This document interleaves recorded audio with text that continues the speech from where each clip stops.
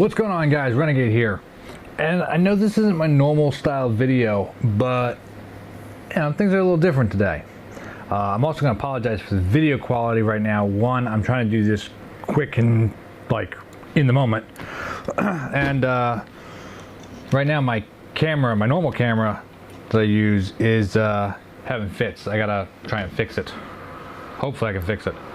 But I figured I'd hop on and make a video real fast because today's a very interesting day. It's about 7:15 right now as I'm recording this, and I'm going to try and get this video out as quick as possible, so it's going to be a little different than normal. But Linkin Park just came out, did a live event, and this is after basically trolling us with a countdown to 0 that then went backwards. Funny now that we know the truth. We all thought that something big was going to happen. They had a countdown on the social media that counted all the way down to 0, glitched out, and then started counting back up. Now, for those of you who don't know, I'm a huge Linkin Park fan. I have been since I was in high school, basically. My freshman year, I had a friend who played me, I guess the first one I heard actually was Reanimation. And I wasn't huge into music at the time, but then that really got me clicked into it, and he said there's another album, you gotta check it out. It's Hybrid Theory. It's their first one. These are all kind of remixes on Reanimation. Check out Hybrid Theory. I loved it even more. And then after I got a job and had my own money, Meteor came out and was the very first new album that I ever bought for myself. And then I bought every album after that. Huge fan. Unfortunately, never got to see them live. Like many others, I was absolutely gutted when Chester passed away, because of the lyrics that he was responsible for and the way that he sang the songs. I was very much connected to the songs. I got a lot of meaning out of the songs. They're just all over great. Down the road, maybe I'll do a video about that. We'll see, kind of more explanation into it. But after that countdown thing, which felt like Linkin Park trolling us, like, hey, thanks a lot, guys, they announced a live event on YouTube, which aired and just ended a little while ago, which of course I had to tune into. I stopped doing anything else I was going to do and just worked on that. I just watched that, rather.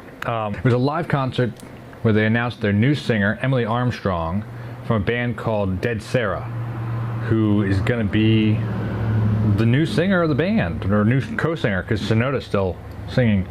Announced that there's going to be a new tour and a new album. They dropped a new single, all in one big blast.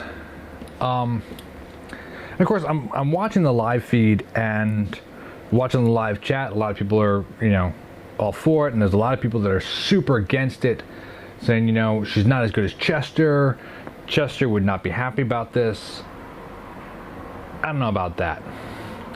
I will say, if you're going into watching this band and you're expecting the new singer to be like Chester Bennington, it's never going to happen. There is no other Chester Bennington. He was one of a kind. That screamed the way that he could scream like a maniac and then flip around and sing so melodically. The raw emotion that he had in his voice, there's never going to be another Chester. But as a fan of the band, I'm looking forward now to seeing where they're going to go with this new singer. Every singer is going to have their own interpretation of it. I mean, let's face it, if you're one of those people that are bashing on Emily Armstrong for not being Chester, go ahead. I dare you to get up on stage in front of thousands of people and you sing like Chester Bennington. I can't do it. I mean, I can't sing, but I certainly couldn't sing like that in front of that many people and I couldn't be Chester. No one is.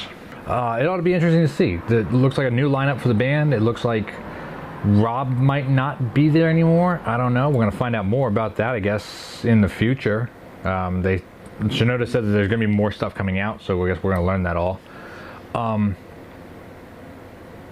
new singer that's, one, female instead of male, two, is going to have a different feel to it. I mean, she was good. She's not Chester, and personally, I kind of wish that she wouldn't perform certain songs now that have been so tied to Chester. Like Numb, I kind of feel like it's I don't know. Maybe it's just me. I would kind of like to see them do just, like, if they're going to play it live, let the audience sing it.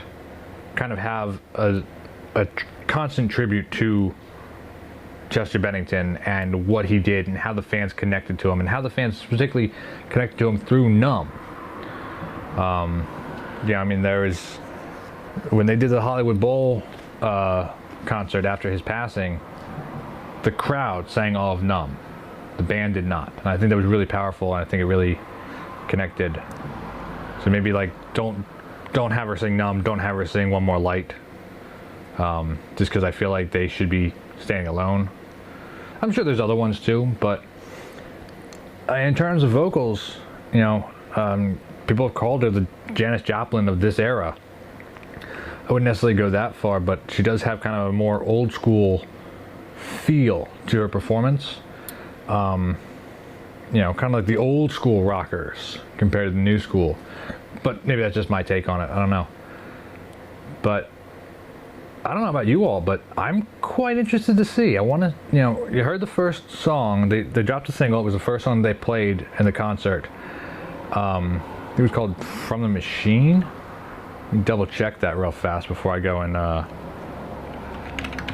look like an idiot. Oh, sorry. The Emptiness Machine. It felt like Linkin Park. It felt like a slightly different version of Linkin Park. Obviously, everything will, but I'm looking forward to seeing where they're going to go from that. Like I said, been a big Linkin Park fan for many, many, many years, and I at least want to give this Emily Armstrong girl a chance, because I don't know anything really about her, and I don't know how she's going to do with Linkin Park. I don't know how Linkin Park sounds are going to change. I mean, bands evolve. That happens normally. I mean, look at look at when they did Living Things. That was a big contrast from Minutes to Midnight, from A Thousand Suns, from all their other bands, or their other albums. One More Light was a big departure from Living Things. It happens. So now, what's going to be the next chapter? It's going to be interesting. Comment below, tell me what you guys think. Let's open up a discussion about it, because I don't know, I'm hesitant with certain things, but I'm also looking forward to seeing what happens next. What's the next chapter in Linkin Park? I said, I've been a fan forever, and the music's always spoken to me. Even the albums that maybe don't hit as well, they didn't land as well, I should say, I was always able to extract meaning from them. So let's see what the next one is. I, for one, hey, Linkin Park, thanks for coming back. Now let's see if you do it right. For those of you who normally watch my automotive videos, have no fear. I've had a little bit of problems editing my last video. It ended up being a lot more footage to go through, so it's taking me way longer. But I'm editing that. That'll come out on Sunday. Today is, well, it doesn't matter what day it is today.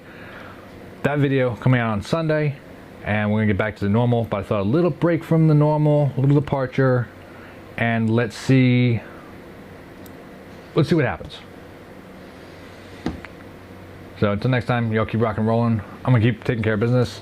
If you like this style of kind of reacting video, let me know down below, and maybe we'll do more of it in the future. We'll see.